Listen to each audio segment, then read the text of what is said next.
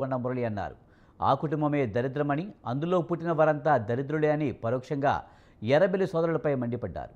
డబ్బున్న ఒక ఆవిడ రాజకీయాల్లోకి వస్తారని చెప్పడంతో వద్దని, తానే 70 కోట్ల భూమి అమ్ముకున్నానని చెప్పిన వ్యాఖ్యలను వక్రీకరించారన్నారు. తానెవరికీ భయపడనని కొండ మురళి స్పష్టం చేశారు.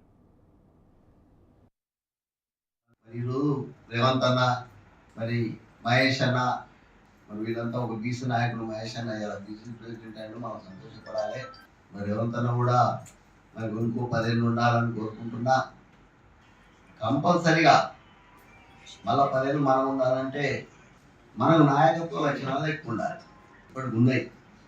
ఎవడో ఏదో చెప్తాడు, దానికి భయపడి ఎందుకో పోయేది లేదు. నాకు ఐటీ అని ఇచ్చిండు, ఆ సన్యాసి తెలియదు. ఇప్పుడు నేను పోయింది ఎక్కడికి, వయసులో దానికి పోయినప్పుడు అక్కడ ఆ సత్తరం 10 ఏళ్ళ బట్టి 20 ఏళ్ళ బట్టి వేరే వాళ్ళు ఆక్యుపై చేసుకున్నారు. 10 కోట్ల రూపాయలు తింటున్నప్పుడు నేను పోయినా, వాళ్ళతో మాట్లాడినా, వాళ్ళకి తాళం చేతులు వాళ్ళకి పిచ్చి. వాళ్ళు బాగా సంతోషపడే ఉన్నదంటే పైసలు ఉన్నామే. ఆ తల్లి ఏమన్నదంటే నాతోని ఎలక్షన్ నీకు అయితే నేను పైసలు ఇస్తా అన్నది. అంటే నేను వద్దు తల్లి, నేనే మొన్న 70 కోట్లు అమ్ముకున్నా అంటే దాన్ని ఎలక్షన్ కమిషన్కి ఇచ్చిండు వాడు.